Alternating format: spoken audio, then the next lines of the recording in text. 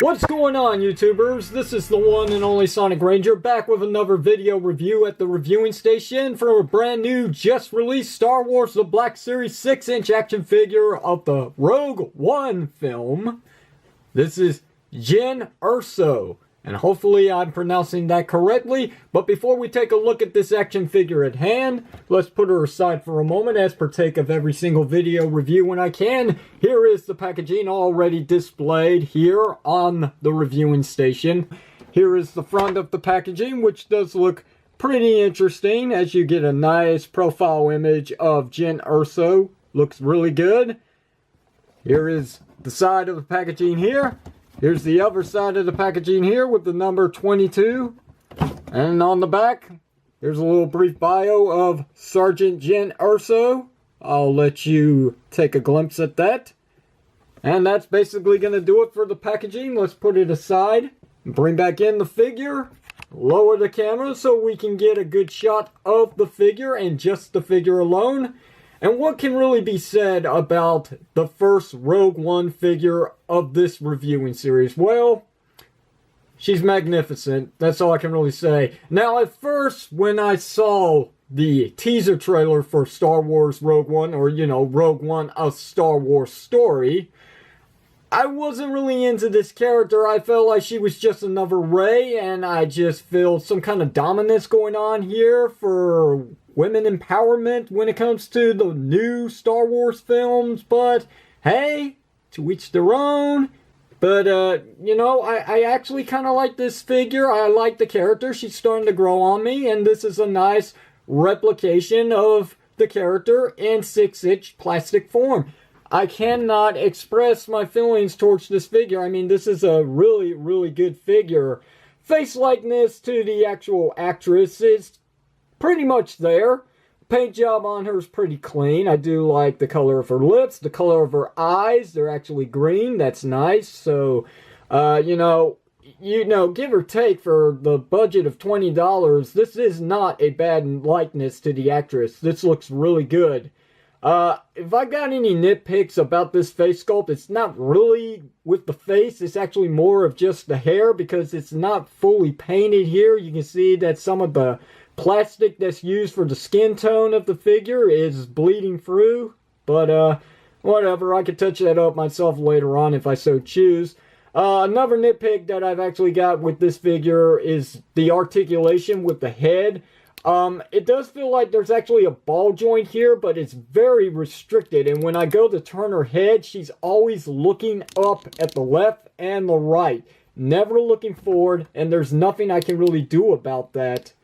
But yeah, it is a very, very nice figure, and I do like the sculpting of the hair. I like how it's rolled into a bun. It looks really good.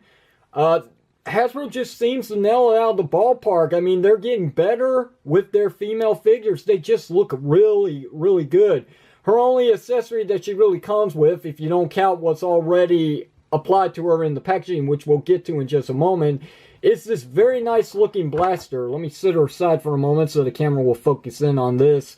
It's got some nice silver, and it's basically just black. You know, that's it. There's not really much else to say. I do like the sculpting of this. I think this looks really cool, and it's pretty dang close to an actual gun when you think about it. This is a galaxy far, far away from a long time ago, and you know, the fact that the blasters are starting to look like real, actual modern-day weapons is very unique. I kind of like that.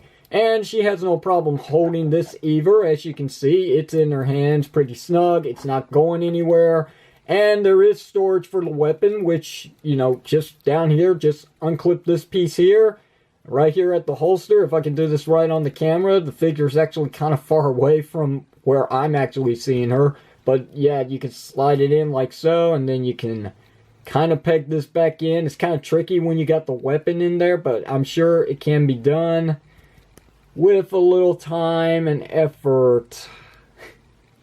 Yeah, I'm not going to be able to do it, but I'm sure I can get it to clip into place if I just took a little time to do so. The appearance of this figure, and it is just phenomenal work. I mean, there is so much paint on here that I cannot believe that this is actually a Hasbro product. I mean, you think they're Transformer figures, they lack in paint. When it comes to their actual humanoid figures, you know, Star Wars, Marvel Legends, they just really go all out.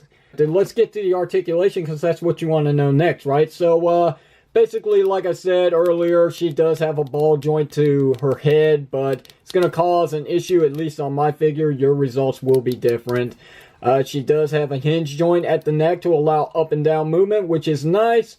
She does have universal shoulders, so she does have all the range of movement you could ask for.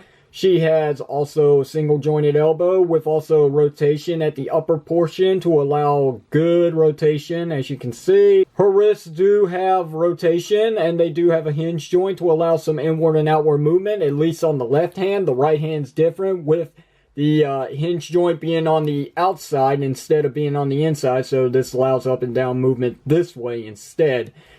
So yeah, there's a bit of a difference. Upper torso does have a ball joint, so you can get some good flex with this gal. As you can see, pretty nice. That's all you could really ask for, really. No waist rotation, but, you know, that totally makes up for it. Legs are actually ball jointed, so you do get some good range and movement going forward.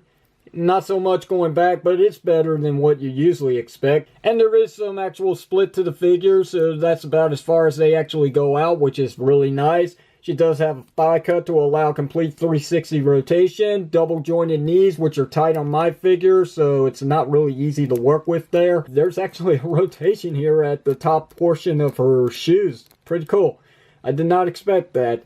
The last portion of articulation comes at a hinge joint for up and down movement at the feet, and there's the ankle rocker pivot that is magnificent. So this figure is loaded with articulation. It's too bad she's not really loaded with accessories, but hey, this being a figure of a character that we are not really familiar with at this time of this recording, because the film hasn't even come out, you can't really ask for much when it comes to Hasbro giving us such awesome figures. But that said, she does have one more accessory, which I mentioned earlier, and this is actually applied to the figure when you take her out of packaging. It is removable, as I'm showing off here.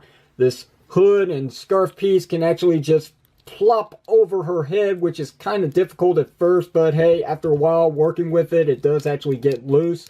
And it does look pretty good on her, and it just really completes the assembly of this figure. I mean, there's not really much else to really say. I've gone through all the details about this figure, from articulation, from the sculpting, to the paint applications, and the accessories, and she's definitely a must-buy. The only other thing that I can really do to wrap this up is some size comparisons. So here are the previously reviewed returning Force Awakens figures of this new Black Series line. There's Rey with her Luke Skywalker lightsaber, and here is Kylo Ren, his unmasked version, with a better looking lightsaber than the original figure had to offer. And here's BB-8 to complete this, and that's basically going to do it for this video review. Like I said, totally recommend it. If you can find her, buy her. She's probably going to be one of the hardest ones to find, because, well, let's be honest, she's probably going to be the main character of this upcoming movie, and honestly, I'm all in. I had some different approaches when going about the teaser trailer of this said character from this upcoming said movie, but after a while, she really did grow on me, and I'm just really ready to see her in action. That's still in the plans of the Death Star, because we know that's how that's going to play out anyway. But yep, that's going to do it for this rogue of a character from Rogue One. Yeah.